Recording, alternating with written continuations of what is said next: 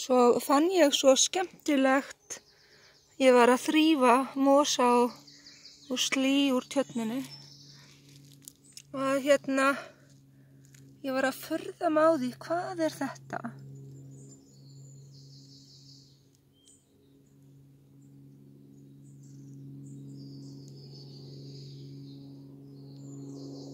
Og ég hreyfði það og það er fast.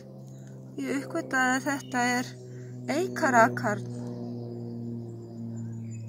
Þetta er eikarakarl sem að hefur annaðhvort fokið hingað eða íkorni komið með það, og það er bara að byrja að spíra og búa að skjóta niður rót. Þannig að þetta er spurning hvort að ég bjargi því og stingi því einhvers staðar niður. Mér finnst þetta svolítið skemmtilegt.